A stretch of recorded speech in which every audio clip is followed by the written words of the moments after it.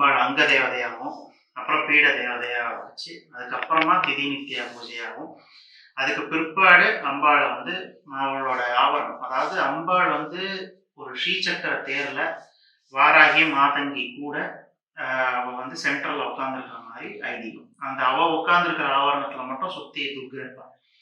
So இந்த மாதிரி ஒரு ஐதீகம் இருக்கும்போது அம்பாளை வந்து நம்ம அதே மாதிரி ஸ்ரீசக்கரத்தில் எப்படி இருக்காளோ அதே மாதிரியான சுரூபமா படிப்படியா ஆவாகனம் பண்ணிட்டோம். அதாவது முதல்ல நமக்குள்ள இருக்கிற ஜோதி வடிவா அம்பாளை பாவிச்சு முதல்ல நமக்குள்ள நம்ம ஆவாகனம் பண்ணிட்டு அப்புறமா வெளியே அதுல இருந்து அங்க கொடுத்து அங்கேயும் படிப்படியா அதே மாதிரி ஆவாகனம், அதாவது தத்துவமசி அப்படிங்கிறது நான் எப்படியோ அப்படிதான் கடவுள் அப்படின்னு பார்க்குற மாதிரியான ஒரு இது. அந்த சக்தி உபாசனையில சக்தி பாட்டை பொறுத்த மட்டும் ஸ்ரீவித்யை பொறுத்த மட்டும் நம்மளையுமே நம்ம அம்பாளோட ஒரு பகுதியா பார்க்க முடியும். அதுதான் மெச்சூரிட்டி, அது வரணும் அப்படிங்கிறதுனாலதான் பொதுவாகவே சகுன உபாசனையோட அர்த்தமே அதுக்குதான். ஏன் வந்து உருவ வழிபாடு இல்லாம ஒரு உருவ வழிபாடோட வச்சு ஏன் இந்து சனாதன தர்மம் இருக்குனாக்க, நமக்கு வந்து கண்ணெதிரில் இருக்கக்கூடிய நம்ம மனிதர்கள் வந்து நம்ம அப்படிதான் பார்த்து பழகிருக்கோம். ஒரு விஷயத்த பார்த்தாதான் நம்மளால ரிலேட் பண்ணி வர முடியும். ஸோ இந்த மாதிரியான பூஜை பொருட்கள் பஞ்சபூத தத்துவத்திலேருந்து, இந்த அக்னி இந்த மாதிரியான தத்துவத்திலேருந்து நம்ம அதில் அம்பாளை பார்க்கிற அந்த பழக்கத்தை ஏற்படுத்திக்கிறது மூலமா ஒரு கட்டத்துல அது அது அந்த அந்த திரை மறையும், நம்மளையே நம்ம அதுக்குள்ள பார்ப்போம். அப்போ நமக்கு அந்த இறைத்தன்மை வந்து நமக்கு இருக்கு அப்படிங்கிறது நம்ம ஒரு தடவை உணர்வோம். அதுவே வந்து எதுவுமே இல்லாம ஒரு உருவ வழிபாடு இல்லாம நம்ம பண்ணும்போது அது ரொம்ப சிரமம். நம்மளால புரிஞ்சுக்க முடியாது. எப்படி ஒரு விஷயத்த படிக்கும்போது ஒரு புக்கு வச்சு நம்ம பார்த்து படிக்க ஒரு கட்டத்துல புக்கு எடுத்துட்டாலும் அது மேக்ஸ் நோ டிஃபரன்ஸ், நம்ம வாட்டை அப்படியே நம்ம மைண்ட்லேருந்தே சொல்ல ஆரம்பிச்சோம்.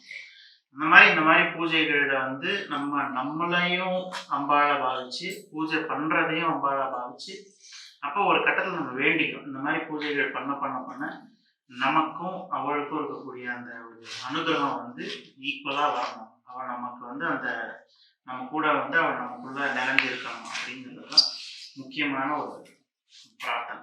இதுதான் நம்ம மெயினா பண்றோம். அதாவது நான் எப்பவுமே சொல்றதுதான் திரும்ப சொல்றேன், மெட்டீரியலிசமும் லிபரேஷனும் வேற பாதையே கிடையாது. நம்ம வாழ்க்கையில வந்து நமக்கு தேவைகள் இருக்கு, அந்த தேவைகள் ஒரு பக்கம் நான் ஓடுவேன், ஆன்மீகம் தேவைகள் முடிஞ்சோன்னு வருவேன், அந்த மாதிரியான ஒரு விஷயம் வந்து சரி வரும்.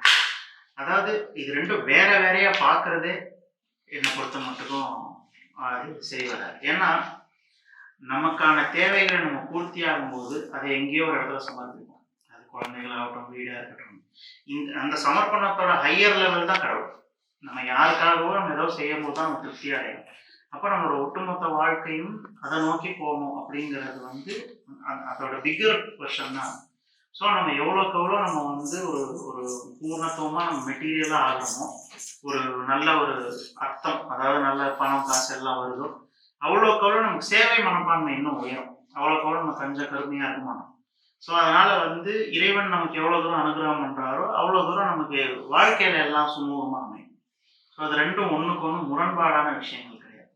ஆனால் தண்ணியில குதிச்சு நம்ம அதில் நீந்தி தான் அதை வெளியே வர முடியும். அதை எதிர்த்து நம்ம வெளியே வர முடியாது. அதனால நம்ம அதை எதிர்க்காதைக்கு நம்ம எந்த அளவுக்கு வந்து அதை நீந்த கற்றுக்கிறோம் அப்படிங்கிறது தான் ஒரு குருமுகமாக இந்த மாதிரி பூஜை உபாசனை இந்த மாதிரி எடுத்துக்கிட்டு அது மூலமாக பூஜை பண்ணி நம்ம வந்து இதை அடைய ட்ரை பண்ணணும். அதனால வந்து இந்த பூஜையில வந்து எவ்வளோக்கெவ்வளோ நம்ம அம்பாள் தந்திரோக்தமான விஷயங்கள் இருக்கோ, நம்மளை அம்பாளை பாவிக்கிறது, இந்த ஆவாகனம் பண்றது, விளக்குல பூஜை பண்றதுன்னு எவ்வளோ டெக்னிக்கலா இருக்கோ அதே அளவுல இந்த மாதிரி பௌர்ணமி நாள்ல ஈவினிங்ல ஒரு சந்திரோதயத்துக்கு அப்புறம் நம்ம இந்த மாதிரி அக்னியில் ஆவாகனம் பண்ணி பண்றது வந்து நமக்கு நம்ம வாழ்க்கையில இருக்கிற குழப்பங்கள் தீரணும்.